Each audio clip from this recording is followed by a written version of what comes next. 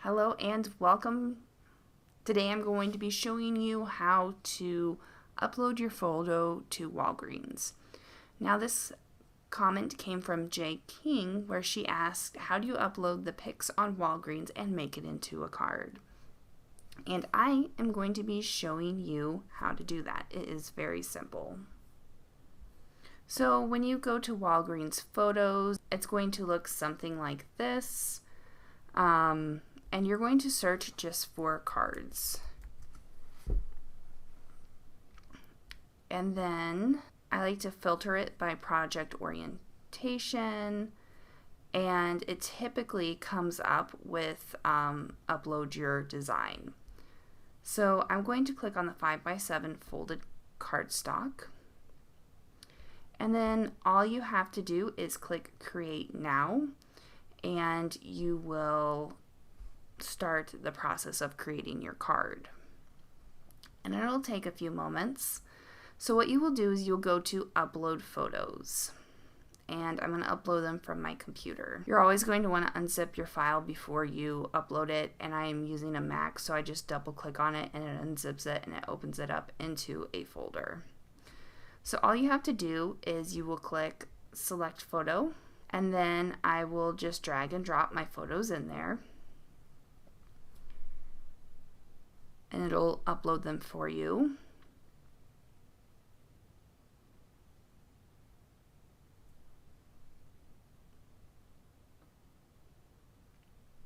And as you can see, 4 photos are selected. You have the little check marks, and I will click add selected photos. And then you will have this page. So here's the front of your card, and it just kind of automatically puts stuff in there. So if you click on it and you press the delete on your keyboard, it'll delete it out. So this is the front of your card, this is the inside of your card, and this is the back of your card. So what I will do is I will start, and then I will just drag and drop it in there. And these little like dotted lines is where the card is going to be cut once it's printed at the store. So just kind of keep that in mind when you are doing that things might get slightly cut off, but this looks pretty good. And then I will go to the inside of the card. I will go up to my photos, and I will put this in here, and then you can either enlarge it. It's just kind of typically what I do, and center it, and then I will put the next one in there, and I will enlarge it.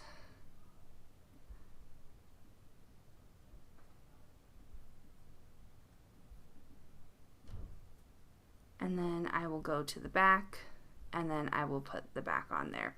So the reason why I'd made a back part for the cover of the card is that it would be printed white, and it just looks more polished and finished if you have something on the back. You don't even have to put the year, and then you'll see this, and then I always like to check it. I will click review order. You can do either standard or the 120. I think I do the $3.99 one. I'll go to continue, review order. I do a blank envelope, and then I just double check it. Sometimes it'll take a minute to load. And then there's the back. I will go to proceed to checkout to cart. And this is where, if you have the Honey app, you can click apply coupons, and it will go through there and it'll test whatever coupons it has, and it will find the best deal for you.